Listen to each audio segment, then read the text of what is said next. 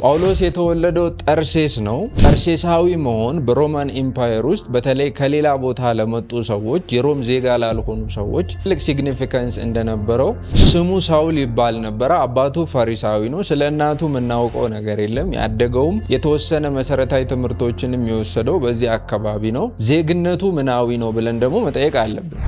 አሁን ላይ ምናልባት የአሜሪካን ዜጋ እንደመሆን ሊሆን ይችላል። ኤግዛክትሊ ምሳሌ ባይሆን በውትድርና አገልግለው የአገልግሎት ዘመናቸውን በክብር ያጠናቀቁ ወታደሮች ናቸው። ይህንን ያክል ፕሪቪሌጅ ሊሰጠው የሚችለውን ዜግነት ትቶ ለክርስቶስ ኢየሱስ መከራን መምረጡን እየተመለከትን ብዙ ነገር ልንማር እንችላለን። በወቅቱ ደግሞ ሮም ግሪክን በጦር ዘምታ ወራ ገዝታ ቢሆንም ግሪኮች ግን በባህልና በቋንቋ መልሶ ሮምን ኮሎናይዝ አድርገዋል ማለት እንችላለን። ሐዋርያው ጳውሎስ ሮማዊ በመሆኑ በባህሉ መሰረት በመስቀል ተሰቅሎ እንዳይገደል ስላደረገው በመጨረሻ በሰይፍ ተሰይፎ እንደተገደለ ይታመናል። ምክንያቱም ሮማዊ ዜግነት ያለው ሰው በስቅላት እንዳይገደል የሮም ሕግ ስለሚደነግግ።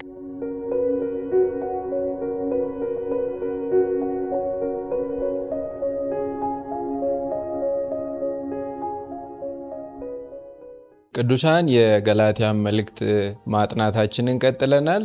ዛሬ የመልእክቱ ጸሐፊ ማን እንደሆነ እናያለን። ይህንን ለማድረግ ገላትያ ምዕራፍ 1 ከቁጥር 1 እስከ 2 ያለውን በማንበብ እንጀምራለን። እኔ የማነበው አዲሱ መደበኛ ትርጉም ነው። ገላትያ ምዕራፍ 1 ከቁጥር 1 እስከ 2 ወይም ቁጥር 1 እና 2 እንደዚህ ይላል። ከሰዎች ወይም በሰው ከተላከው ሳይሆን በኢየሱስ ክርስቶስና ከሙታን ባስነሳው በእግዚአብሔር አብ ሐዋርያ ከሆነው ከጳውሎስ አብረውኝም ካሉት ወንድሞች ሁሉ በገላትያ ላሉት አብያተ ክርስቲያናት ይላል። በዚህ መልእክት እንግዲህ መልእክቱ ጸሐፊ አስመልክቶ በዚህ መልእክት አሁን ባነበብነው ምዕራፍ 1 ቁጥር 1 እና 2 ውስጥ እንዲሁም በዚሁ ምዕራፍ ገላትያ ምዕራፍ 5 ከቁጥር 2 ላይም የመልእክቱ ጸሐፊ ራሱን በግልጽ ጳውሎስ ብሎ ሲጠቅስ እንመለከታለን። ሐዋርያው ጳውሎስ በቀደመው ስሙ የጠርሴሱ ሳውል እየተባለ ይታወቅ ነበር። ይህንን ለምሳሌ የሐዋርያ ሥራ ምዕራፍ 9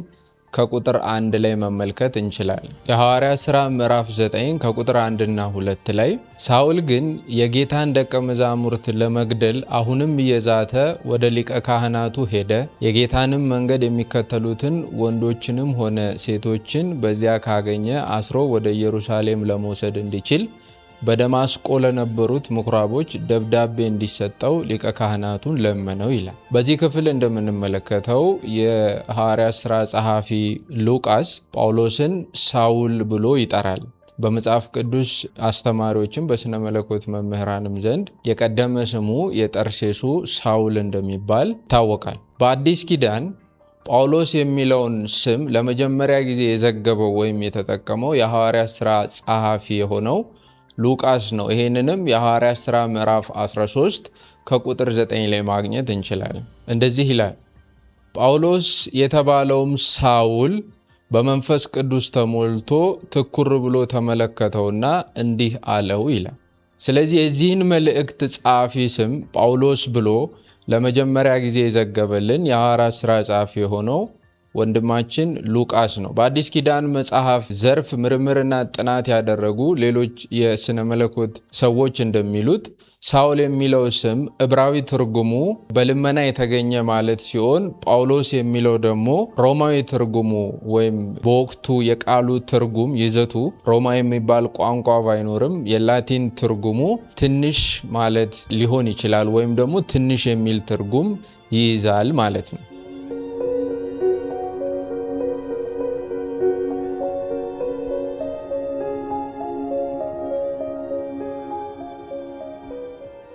በዘር ቢሆን ጳውሎስ የጠራ አይሁዳዊ ነበር። እንደ አይሁድ ልማድና እንደ ሙሴ ሕግ ትእዛዝም በ8ኛው ቀን የተገረዘ ንጹሕ አይሁዳዊ ነው። ይሄንን ማወቃችን በነገራችን ላይ የሐዋርያው ጳውሎስን መልእክቶች በምናነብበት ጊዜ እጅግ ይጠቅመናል። ጳውሎስ የጠራ አይሁዳዊ መሆኑን በዘር በስጋ ከአብርሃም ዘር የሚወለድ በእናቱም በአባቱም አይሁዳዊ መሆኑን ማወቃችን እንደገና ደግሞ መገረዝን ጨምሮ ሌሎች አስገዳጅ የሆኑ አይሁድ ስርዓቶችን ማለፉን ማወቃችን ይጠቅመናል። ይህንንም ፊልጵስዩስ ምዕራፍ 3 ከቁጥር 5 ላይ መመልከት እንችላለን። በስምንተኛው ቀን የተገረዝው ከእስራኤል ዘር ከቢንያም ወገን የተወለዱ ሲሆን ከዕብራውያንም ዕብራዊ ነኝ ስለ ሕግ ከተነሳ ፈሪሳዊ ነበርኩ ይላል። ስለዚህ በዚህ ክፍል በፊልጵስዩስ ጳውሎስ ራሱን እንደገለጸው አንደኛ አይሁዳዊ ነው፣ ሁለተኛ ደግሞ የአይሁድን ስርዓት ጠንቅቆ ይከተል የነበረ እንደ ሙሴ ሕግ ስርዓት በስምንተኛው ቀን የተገረዘ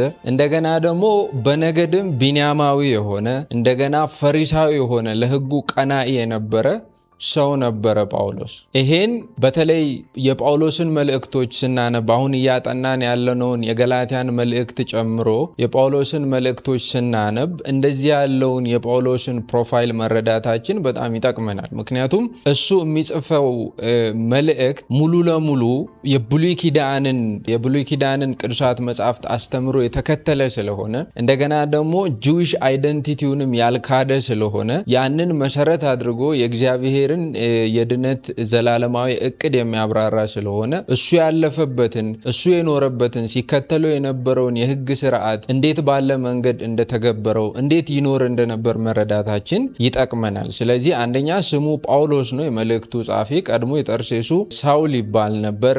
እንደገና ደግሞ አይሁዳዊ ነበረ። በስምንተኛው ቀን የተገረዘ ፈሪሳዊ የሆነ ሕጉን ጠንቅቆ የተረዳ ሰው ነበር። የጳውሎስን ቤተሰብ አስመልክቶ በጣም ብዙ የሆኑ ጥቅሶች ባይገኙልንም በመጽሐፍ ቅዱስ ውስጥ በርካታ መረጃዎችን ባናገኝም አባቱ ግን ፈሪሳዊ እንደነበረ በሐዋርያት ሥራ ምዕራፍ 23 ከቁጥር 6 ላይ ሉቃስ ይነግረናል። በተለይ አባቱ ከወላጆቹ መካከል አባቱ ፈሪሳዊ እንደነበረ ይነግረናል። እናቱን አስመልክቶ ምንም ግልጽ የሆነ መጽሐፍ ቅዱሳዊ ወይም ደግሞ ታሪካዊ ማስረጃ አናገኝም። በርካታ የሆኑ ታሪካዊ ጽሑፎች ቢኖሩም እንደ ቅዱሳት መጽሐፍት ተአማኒ ስላልሆኑ እነሱንም መሰረት አድርገን በእርግጠኝነት መናገር ስለማንችል እነሱን አልጠቅሳቸውም። የትውልድ ዘመኑንም አስመልክቶ ግልጽ የሆነ መጽሐፍ ቅዱሳዊ ማስረጃ ባይኖርም አንዳንዶቹ ምናልባትም ጌታችን ኢየሱስ ክርስቶስ ከመወለዱ 2 ዓመት ቀደም ብሎ ተወልዶ ሳይሆን አይቀርም የሚል ጥርጥር አላቸው። ይሄንንም ጽፈዋል። ነገር ግን ጳውሎስ የጻፈው መልእክት እንጂ ጳውሎስ የተወለደበት ዘመን ይሄንን ያክል አስፈላጊ ስላልሆነ መልእክቶቹ ላይ ትኩረት እናደርጋለን። ነገር ግን አይደንቲቲው የኖረበት ህይወት እሱ በዝርዝር ስለሚናገረው እነሱን በርካታ ክፍሎች ላይ ሄደን መዳሰስ እንችላለን። ቅድም እንደተናገርኩት የትውልድ ስፍራው ጠርሴስ ተብሎ ነው የሚታወቀው። እዛው አካባቢ ነው፣ ጠርሴስ በምትባል ከተማ ነው የተወለደው። ይቺ ከተማ የክልቅያ ዋና ከተማ የሆነችና በወቅቱ በነበረው ፖፑሌሽን ወደ ግማሽ ሚሊዮን የሚጠጋ ህዝብ ይኖርባት የነበረች እንደገና የሮምን ግዛት ምስራቅና ምዕራቡን የምታገናኝ ከተማ እንደሆነች ይገመታል። ይህንን እንደዚህ አይነት ከተማ ከመሆኗም የተነሳ በጠርሴስ ውስጥ ግሪኮች፣ ሮማውያንም ሌሎች ኢቭን ከአፍሪካም ጨምሮ በርካታ ህዝቦች ይኖሩባት የነበረች ድብልቅ ህዝቦች ይኖሩባት የነበረች ከተማ እንደነበረች በርካታ ታሪኮች ያስረዳሉ። ከተማዋ የተደራጀች እና የስልጣኔ ከተማ ስለነበረች አይሁዶችም በዚያ ይኖራሉ። እንደገና ለሮማውያን ትልቅ የቅኝ ግዛት ነበረች ወይም ደግሞ ኮሎኒ ነበረች። ቁልፍ ኮሎኒ ከሚባሉት አካባቢዎች መካከል ጠርሴስ አንዷ ናት። በዛ ውስጥም በርካታ የሆኑ አይሁዶች ይኖሩባት ነበር። እንግዲህ ከዚህም በተጨማሪ በወቅቱ በአካባቢው ከሚገኙ ሌሎች ከተሞች በተሻለ እኛ ዩኒቨርሲቲዎችና ኮሌጆች ብለን ልንጠራቸው እንችላለን እንደዛ አይነት የትምህርት ተቋማት ስለነበሯት የትምህርት፣ የስልጣኔ፣ የባህልና የምርምር ማዕከል ነበረች። የሮማን ኢምፓየር እንደዚህ ያለው ምርምር የሚደረግባት ማዕከል ነበረች። ስለዚህ ከተማዋ ሐዋርያው ጳውሎስ የማህበረሰብ የመንግስታዊ አስተዳደር የአእምሮ ብስለት ማቹሪቲን የሃይማኖት ትምህርቶችን መሰረታዊያንን አትሊስት የተማረባት ከተማ ሳትሆን እንዳልቀረች ይገመታል። እርሱም የዚህ ከተማ ዜጋ በመሆኑ መመካት ይችል እንደነበረ ሲናገር እንሰማለን። የከተማዋ ሲግኒፊካንስ በወቅቱ በነበረው በመጀመሪያው መቶ ክፍለ ዘመን አውድ ውስጥ ጠርሴስ ወይም ጠርሴሳዊ መሆን በሮማን ኢምፓየር ውስጥ በተለይ ከሌላ ቦታ ለመጡ ሰዎች የሮም ዜጋ ላልሆኑ ሰዎች ትልቅ ሲግኒፊካንስ እንደነበረው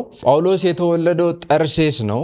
ስሙ ሳውል ይባል ነበረ። አባቱ ፈሪስ። የሐዋርያት ሥራ ምዕራፍ 21 ከቁጥር 39 እንደዚህ ይላል። ጳውሎስም እኔስ በኪልቅያ ያለችው የታዋቂዋ የጠርሴስ ከተማ ነዋሪ ነዋሪ የሆኑ አይሁዳዊ ነኝ ይላል። እንግዲህ ጳውሎስም ራሱ እንደሚናገረው ከተማዋ ታዋቂ እንደነበረች ኪልቅያ ግዛት ውስጥ እንደምትገኝ ተናግሯል። በወቅቱ ጠርሴሳዊ መሆን ምናልባትም ሊያኮራ የሚችል አይነት አንድምታ እንዳለው ከዚህ ክፍል መረዳት እንችላለን። ጳውሎስ የተወለደው ጠርሴስ ከተማ ነው። ዜግነቱ ሮማዊ ነበረ። ጳውሎስ የተወለደው ጠርሴስ ነው። ስሙ ሳውል ይባል ነበረ። አባቱ ፈሪሳዊ ነው። ስለ እናቱ የምናውቀው ነገር የለም። ያደገውም የተወሰነ መሰረታዊ ትምህርቶችንም የወሰደው በዚህ አካባቢ ነው። ዜግነቱ ምናዊ ነው ብለን ደግሞ መጠየቅ አለብን።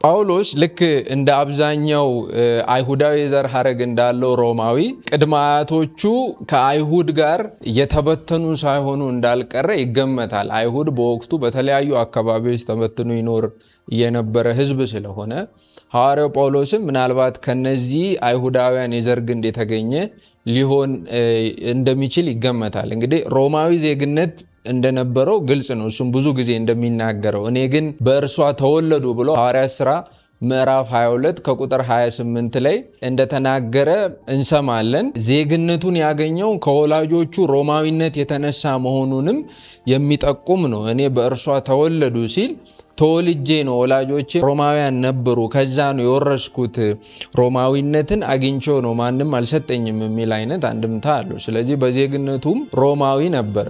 እንግዲህ በወቅቱ የሮም መንግስት ለግዛቱ ታማኝ የሆኑትን ባይበልጥ ታማኝ እንዲሆኑና እንዲገዙለት ከሚያበረታታባቸው መንገዶች አንዱ ሮማዊ ዜግነት መስጠት ነው። ምክንያቱም ሮማዊ ዜግነትን መያዝ በወቅቱ ቢግ ዲል ስለነበረ ለሰዎች ሮማዊ ዜግነትን መስጠት በጣም ትልቅ ጥቅም ነበረው። ልክ አሁን ላይ ምናልባት የአሜሪካን ዜጋ እንደመሆን ሊሆን ይችላል፣ ኤግዛክትሊ ምሳሌ ባይሆንም። እንግዲህ ይህንን ሮማዊ ዜግነት ከሌሎች ዘርፎች በላይ በብዛት የሚያገኙት ደግሞ ሮምን በውትድርና አገልግለው የአገልግሎት ዘመናቸውን በክብር ያጠናቀቁ ወታደሮች ናቸው። ኦነረብል ዲስቻርጅ ያገኙ ሰዎች ናቸው። በተለይ በሮም በደም የተገነባች መንግስት ስለሆነች ግዛቷን በምታስፋፋበት ወቅት በዚህ ጦርነት ውስጥ የተሳተፉ ተዋጊዎች፣ ጀነራሎች እነሱ በፊት ተወልደው ሮማዊ ካልነበሩ ሮማዊ ዜግነት ለማግኘት ቅርብ ነበሩ ማለት ነው። በዚህም ሐዋርያው ጳውሎስ ሮማዊ ዜግነቱን ከአባቱ ሳያገኝ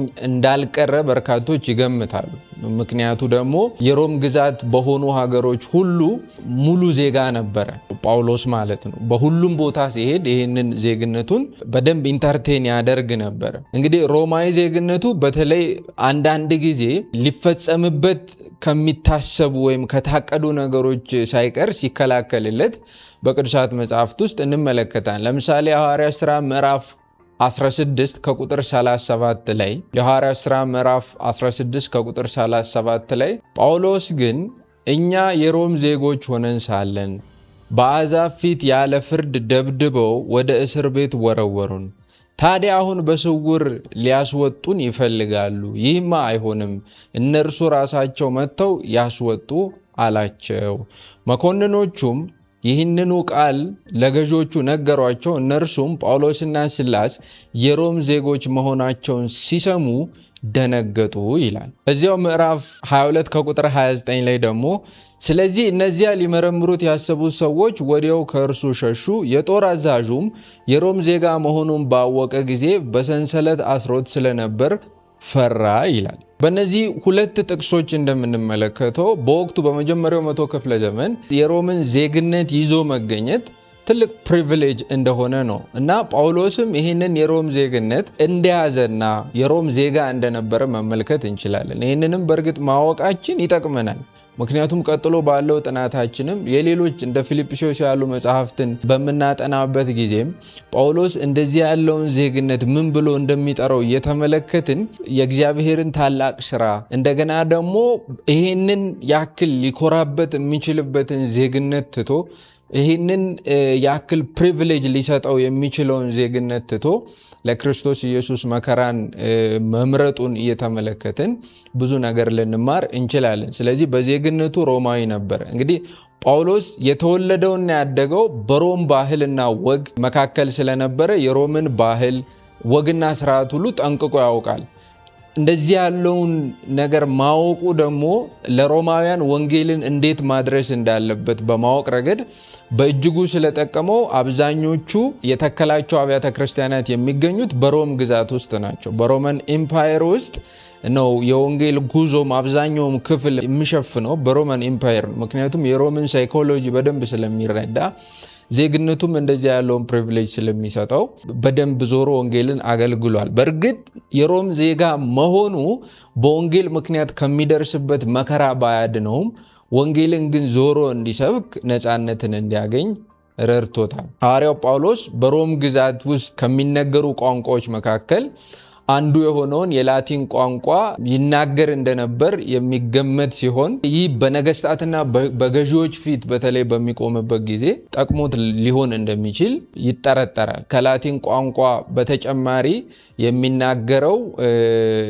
ይሄ ሮማዊ በመሆኑ ባህሉንም ወጉንም ጠንቅቆ ስለሚያውቅ በወቅቱ ደግሞ ሮም ግሪክን በጦር ዘምታ ወራ ገዝታ ቢሆንም ግሪኮች ግን በባህልና በቋንቋ መልሶ ሮምን ኮሎናይዝ አድርገዋል ማለት እንችላለን። ስለዚህ የግሪክ ቋንቋም በወቅቱ የነበረውን ኮመን ግሪክም ይናገር እንደነበር ይገመታል። እንግዲህ ሮማዊ ዜጋ መሆኑ እንደዚህ ያለውን ጥቅም አስገኝቶለታል። እሱ ብቻ ሳይሆን ሐዋርያው ጳውሎስ ሮማዊ በመሆኑ በባህሉ መሰረት በመስቀል ተሰቅሎ እንዳይገደል ስላደረገው በመጨረሻ በሰይፍ ተሰይፎ እንደተገደለ ይታመናል። ምክንያቱም ሮማዊ ዜግነት ያለው ሰው በስቅላት እንዳይገደል የሮም ሕግ ስለሚደነግግ።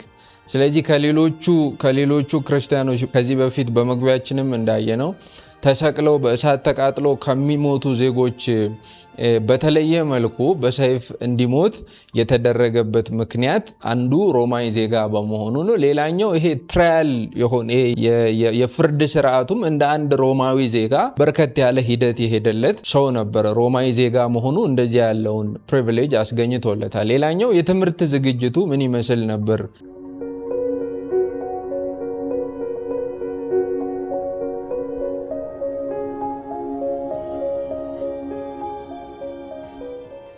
የትምህርት ዝግጅቱ ምን ይመስል ነበር የጳውሎስ ብለን ብንጠይቅ በጥንት የአይሁድ ማህበረሰብ ዘንድ የሀገራቸውን ባህልና ወግ ቋንቋ ከማስተማር በተጨማሪ ሀገራቸውንም እንዲወዱና ለሀገራቸው ባህል ወግ ታማኝ እንዲሆኑ ለማሳየት የሚከተሏቸው በጣም በርካታ ልማዶች ነበሩ። የዚህ አንዱ አካል በመሆኑ እሱም ጳውሎስ የዚህ ስርዓት አንዱ አካል ውስጥ በመኖሩ በዓለም የተበተኑ አይሁድ ከነርሱ የተወለዱት ልጆቻቸውን በሚያስተምሩበት መንገድ ትምህርት አግኝቷል። እሱ ብቻ ሳይሆን ሌሎቹ ደግሞ የተሻለ ከፍተኛ ትምህርት እንዲያገኙ ወደ ሌላ ቦታ ወደ ኢየሩሳሌምም እየላኩ ልጆቻቸውን ያስተምሩ ነበር። አይሁድ ስለሆኑ አይሁዳዊ ባህላቸውን፣ ፈሪሳዊ ወጋቸውን እንዳይለቁ ልጆቻቸውን ወደ ኢየሩሳሌም እየላኩ ያስተምሩ ነበር።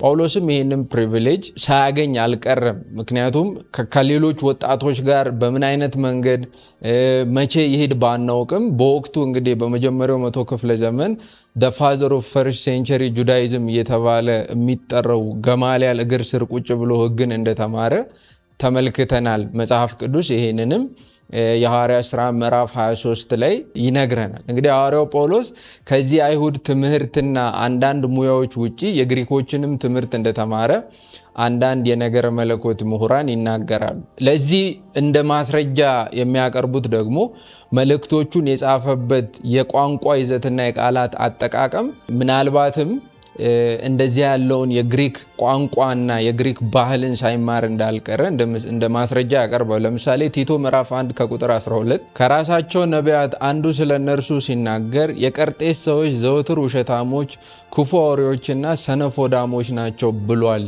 ይላል። ይህንን የጳውሎስን ሳይቴሽን ጠቅሰው የሐዋርያ ሥራ ምዕራፍ 17 ከቁጥር 16 እስከ 34 የጻፈውንም ሉቃስ የጻፈውንም ዘገባ አንብበው ሰዎች ምናልባት በወቅቱ የነበረውን የሶሺዮ ኢኮኖሚክ ሁኔታን በጥናት በደንብ አድርጎ የሚያውቅ ሰው ሳይሆን እንዳልቀረ ይገምታሉ።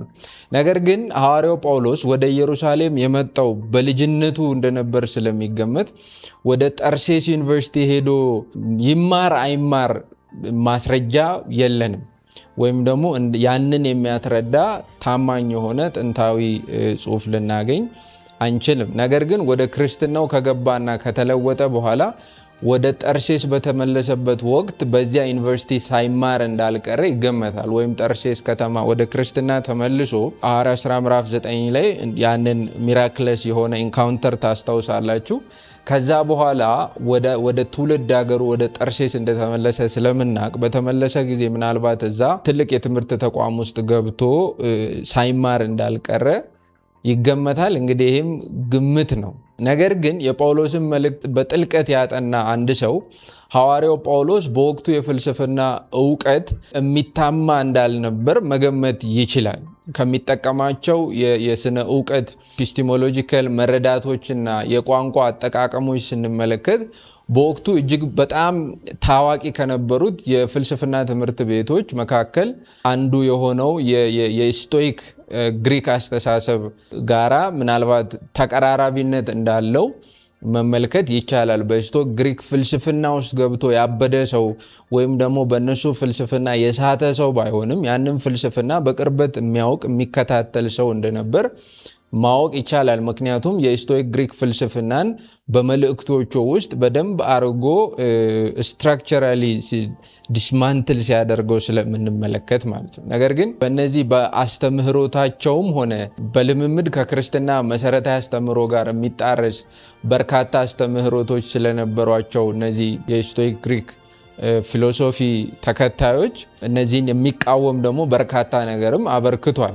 እንግዲህ ሐዋርያው ጳውሎስ ከነዚህ ሐሰተኞች የሚለይባቸው በርካታ ነገሮች ቢኖሩም በተለይ እግዚአብሔርን ከአመክንዮ ጋር አቆናኝተው ለመረዳት መሞከራቸውን እንዲሁም ድነት በሰው ጥረት ሊገኝ እንደሚችል ማሰባቸውን እንደዛም ማስተማራቸውን የሚቃወም በርካታ ነገር እንደጻፈ የሮሜን መልእክት፣ የገላትያን መልእክት፣ ሌሎችንም መልእክቶች ተመልክተን መረዳት እንችላለን። በተለይ ድነት ሙሉ ለሙሉ በእምነት እንደሆነ በኢየሱስ ክርስቶስ የድነት ስራ እንደሆነ እና ደግሞ ድነት በተለይ ጽድቅ ሙሉ ለሙሉ በእግዚአብሔር እንደሆነ ደግሞ ከዘመን ከፍጥረት በፊት እንደሆነ ዓለም ሳይፈጠር በፊት እንደሆነ በእግዚአብሔር እቅድ እንደሆነ በእግዚአብሔር ሉዓላዊነት የሚሆን እንደሆነ ከሰዎች በሆነ ምንም እንዳልሆነ በደንብ አድርጎ በማስተማር ይህንን የግሪክ ስቶይክ ፍልስፍና በደንብ አድርጎ ሲመታው እንመለከታለን።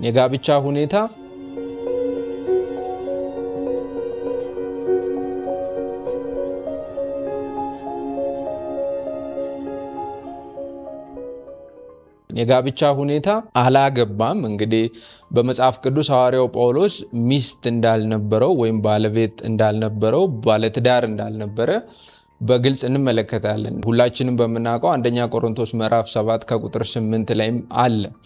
እንግዲህ ይሄ እንደነበረ ሆኖ ግን ጳውሎስ ወይም ሳውል በአይሁድ ማህበረሰብ ዘንድ ትልቅ ስፍራ ከሚሰጣቸው ስልጣኖች መካከል አንዱ ነበረው። የሐዋርያት ሥራ ምዕራፍ 7 ከቁጥር 58 ላይ፣ ምዕራፍ 9 ቁጥር 1 ላይ ቅድም ያነበብነው ክፍል፣ ገላትያ ምዕራፍ 1 ከቁጥር 14 ላይ ራሱም እንደገና ፊልጵስዩስ ምዕራፍ 3 ከቁጥር 5 ላይ ይናገራል። በዚህ ምክንያት ይሄንን ቦታ በማግኘቱ ምክንያት ወይም ደግሞ የአይሁድ ሸንጎ አባል ከመሆኑ ምክንያት ያን አባል ለመሆን አንዱ መመዘኛ ደግሞ ሚስት ማግባት ስለነበር ምናልባት በወጣትነት ጊዜው ምናልባትም እነሱ እንደሚገምቱት በ20 ዓመቱ አካባቢ ከ20 እስከ 30 ዓመቱ እድሜው ላይ በነበረበት ጊዜ ሳያገባ አይቀርም ብለው አንዳንድ አበው ያምናሉ። ለምሳሌ ወደ ቆሮንቶስ መልእክቱን በላከበት ጊዜ ላላገቡና ለመበለቶች ወይም ባሎቻቸው ለሞቱባቸው ግን እላለው እንደ እኔ ቢኖሩ ለነርሱ መልካም ነው ይላል። ይሄንን ሲል ምናልባት ሚስት ሞቶበት ያላገባ መሆኑን እየተናገረ ሳይሆን አይቀርም የሚሉም አሉ። ስለዚህ የትዳር ሁኔታው በአዲስ ኪዳን ጽሑፎች ውስጥ በግልጽ እንደተጠቀሙ ቢያንስ ወደ ክርስትና ከገባበት ጊዜ ጀምሮ ወይም ደግሞ መልእክቶቹን በሚጽፍበት ወቅት ትዳር እንዳልነበረው በእርግጠኝነት መናገር ምንችል ቢሆንም ሚስት ኖሮት ይሁን ኖሮት ሳይሆን ከመጀመሪያው ጀምሮ ሳያገባ ነው የቆየው እንደዛ አይነት ህይወት ይኑረው በእርግጠኝነት መናገር ምንችለው ነገር የለም። ነገር ግን በጣም በእርግጠኝነት መናገር ምንችለው ወደ ክርስትና ከተመለሰ በኋላ በተለይም መልእክቶቹን በሚጽፍበት ወቅት ያላገባ እንደነበረ በድፍረት መናገር እንችላለን። የጳውሎስን የትዳር ሁኔታ አስመልክቶ ከነዚህ ጥርጣሬዎችና ግምቶች ባሻገር እርግጠኛ የሆነ ነገር አይታወቅም። ነገር ግን እኛ ሶላ ስክሪፕቱራዊ መጽሐፍ ቅዱስ ብቻ ብለን ስለምናምን መጽሐፍ ቅዱስ ዝም ያለባቸው ጉዳዮች ላይ ዝም ማለት መጽሐፍ ቅዱሳዊነት ወይም መንፈሳዊነት ነው። ስለዚህ ጳውሎስ ቢያንስ ወደ ክርስትና ከተመለሰ በኋላ እና መልእክቶችን በሚጽፍበት ወቅት ያላገባ ወይም ትዳር ያልነበረው ሐዋርያ እንደነበር በእርግጠኝነት መናገር ብንችልም በሕይወቱ ዘመን ግን ሚስት አልነበረውም ወይ አግብቶ ሞቶበት ነው ወይስ አግብቶ ፈቶ ነው ወይ የሚለው ጉዳይ ላይ በእርግጠኝነት እንደዚህ ነው ብለን መናገር የምንችለው ነገር የለም። የአሕዛብ ሐዋርያ በመሆን እንደሚታወቅ አይተናል። ይህንንም የሐዋርያት ሥራ ምዕራፍ 9 ከቁጥር 15 ጀምሮ መመልከት እንችላለን። በአዲስ ኪዳን መጽሐፍት ውስጥ ወይም ደግሞ የአዲስ ኪዳን ቀኖና ውስጥ የተካተቱ እጅግ በጣም በርካታ መጽሐፍትን የጻፈ ምናልባት ግማሽ የሚሆኑ መጽሐፍትን የጻፈ ሰው ነው። የገላትያ መልእክት ጸሐፊነቱን አስመልክቶ ደግሞ የጥንቷ ቤተክርስቲያን ሙሉ ለሙሉ በሚባል ደረጃ የገላትያ መልእክት ጸሐፊ ራሱ ጳውሎስ እንደነበረ፣ ምክንያቱም ገና ምዕራፍ 1 ከቁጥር 1 ጀምሮ ምዕራፍ 5 ከቁጥር 2 ላይም ጸሐፊው ሐዋርያው ጳውሎስ እንደሆነ ስሙን ደጋግሞ ስለጠቀሰ ጸሐፊው ደራሲው ወይም የገላትያ መልእክት ደራሲ ጸሐፊ ጳውሎስ እንደነበረ የጥንቷ ቤተክርስቲያን ትቀበላለች። በሁለተኛ ደረጃ በአዲስ ኪዳን መጽሐፍት ቀኖና ውስጥ በተለይ ጸሐፊዎቻቸውን አስመልክቶ በርካታ ጥያቄዎችን የሚያነሱ የሥነ መለኮት ሰዎችም ቢሆኑ የገላትያ መልእክት ጸሐፊ ጳውሎስ በመሆኑ ላይ ምንም አይነት ጥያቄ የላቸውም። በእርግጥ ቅዱሳት መጽሐፍት ቴዎፍኔስተስ ስለሆኑ እስትንፋሰ መለኮት ስለሆኑ እስትንፋሰ እግዚአብሔር ስለሆኑ ዋናው ደራሲ ጌታ መንፈስ ቅዱስ ቢሆንም ኤጀንቱ ግን ያንን መልእክት የጻፈልን ኦተሩ ጳውሎስ ነው ብለን በእርግጠኝነት መናገር እንችላለን። ስለዚህ ሐዋርያው ጳውሎስ የሚለውን ገና ምዕራፍ 1 ከቁጥር 1 እና 2 ላይ ጸሐፊው ጳውሎስ ስለመሆኑ ደራሲው ማን ነው ብለን ያየንበት ክፍል ይህንን ይመስላል። በዚህ ጉዳይ ላይ መጽሐፍ ቅዱስ እንክፈት፣ እንቀመጥ፣ እንጸልይ፣ እንወያይ። ሀሳብ አስተያየት ካለ እንወቀው። ለበረከቱ ነው።